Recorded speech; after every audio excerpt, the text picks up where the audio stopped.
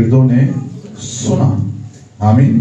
तो यहाँ पर ऐसे लगता है जैसे यीशु मसीह ने ज्यादती कर दी है अंजीर के दरख्त के साथ, क्योंकि लिखा हुआ फल का मौसम नहीं था। आमीन। इस पे बहुत सारी बातें हो सकती हैं, हुई भी हैं, हमने यहाँ चर्च में भी की है, लेकिन एक सिंपल बात, जब खुदा के बेटों को कुछ चाहिए और किसी से चाहिए तो वो लाजम है कि वो उससे दे। हालेलुया। आमीन। अगर आप बागे अदन के ताल्लुक से पढ़े हैं तो सिर्फ एक फल का जिक्र बागे अदन में मिलता है, वो अंजीर का फल। किसका फल है? देखा उसने अंजीर के दरख्त के पत्तों से उन्होंने सी कर अपने लिए लुंगियां बनाई। आमीन।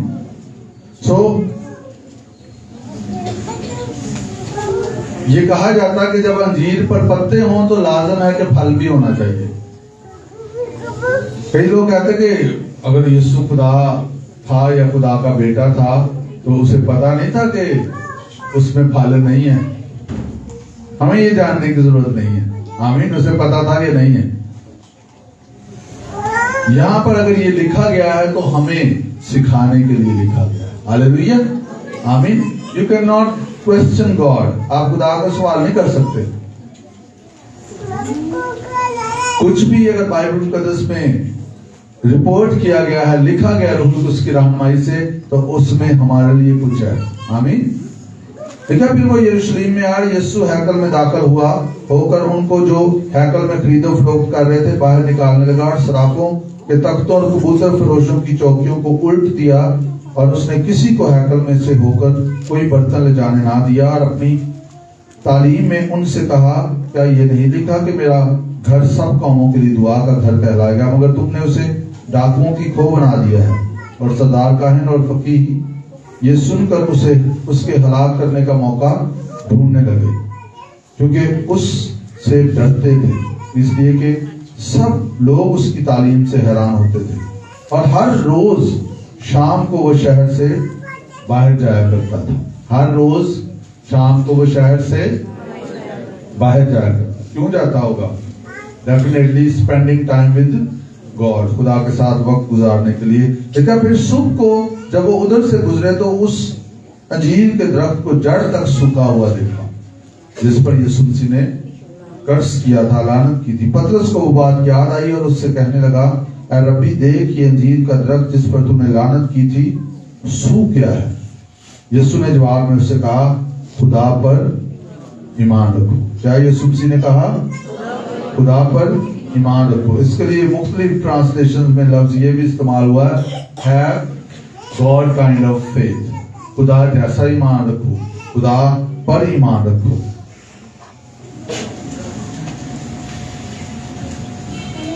मैं तुमसे सच कहता हूं,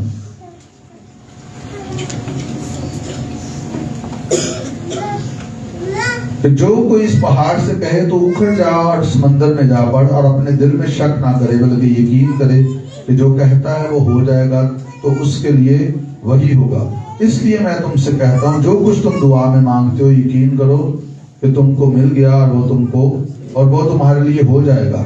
और जब कभी तुम खड़े हुए दुआ करते हो, अगर तुम्हें किसी से कुछ शिकायत हो तो उसे माफ करो, ताकि तुम्हारा बाप भी जो आसमान पर है तुम्हारे कसूर माफ करे। अगर तुम माफ ना करोगे तो तुम्हारा बाप भी जो आसमान पर है तुम्हारे कसूर भी माफ ना करेगा। आमीन। तो ये फेथ के लिए, ईमान के लिए बहुत मशहूर स्क्रिप्चर है।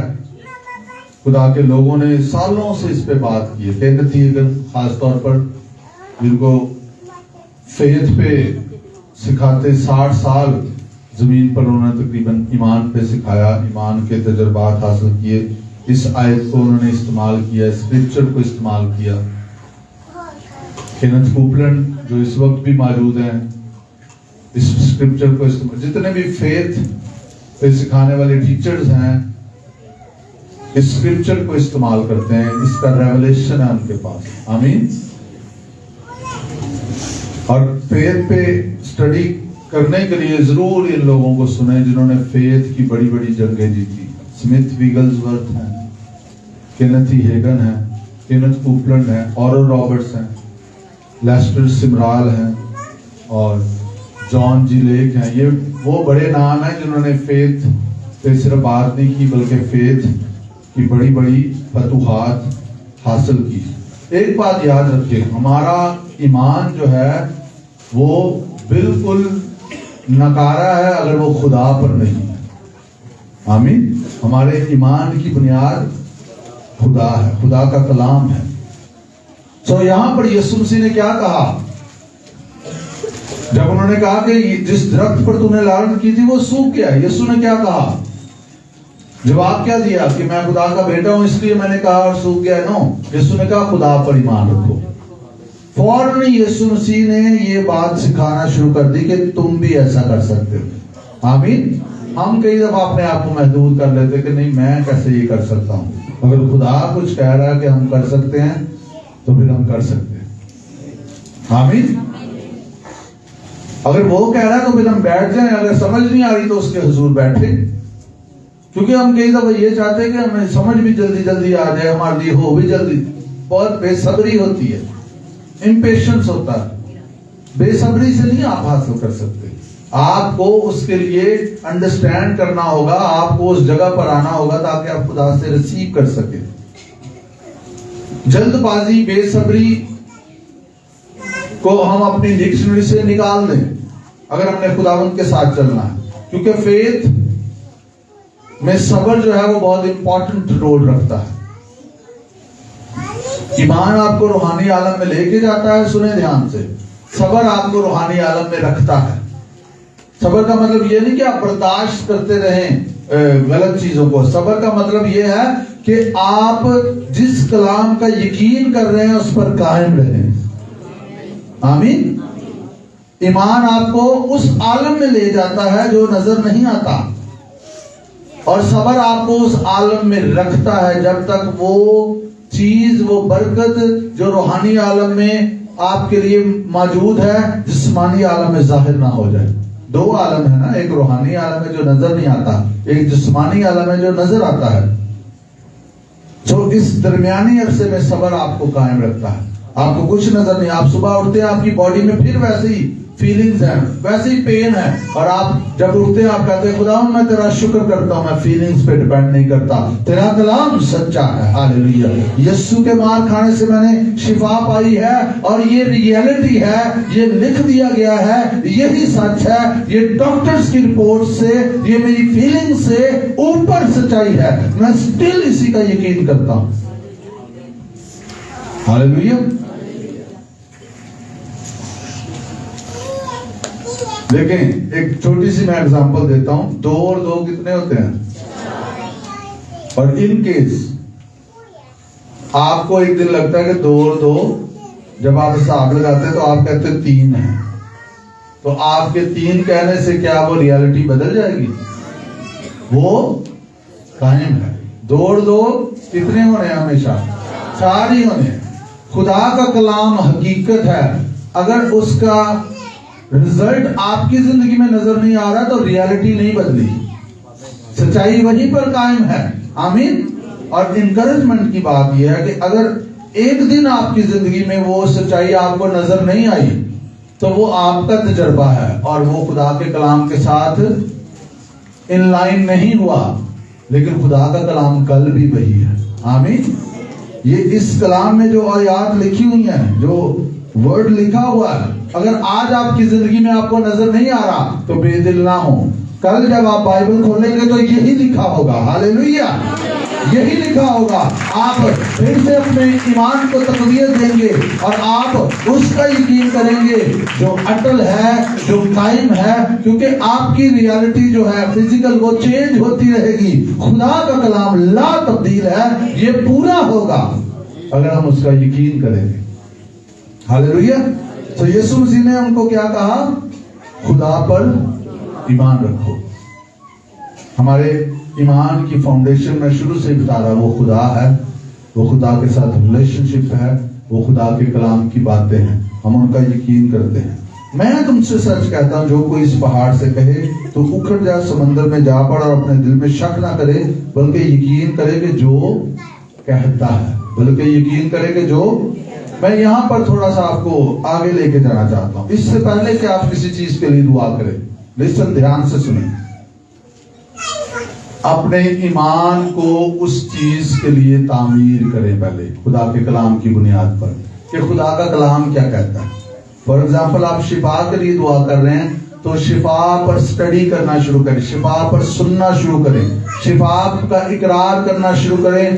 آپ اس سے پہلے کہ دعا کریں اپنے ایمان کو وہاں پر لے آئیں اور پھر جب آپ ایمان سے کہیں گے پھر آپ نے اس کا یقین کرنا کہ جو آپ نے کہا ہے وہ آپ کے لیے ہو چکا ہے. اور لکھا ہے اگر دل میں شک نہ کرے, یہاں پر بھی پوائنٹ بڑا امپورٹنٹ ہے, باوجود ایمان میں چلنے کے شک آپ کے ذہن میں آ سکتا ہے تو پریشان نہ ہو جائے, ذہن میں آئے گا, یہاں پر دل کی بات ہے.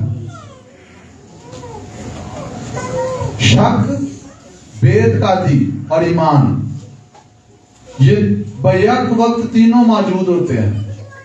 سنیں پھر سے, شک,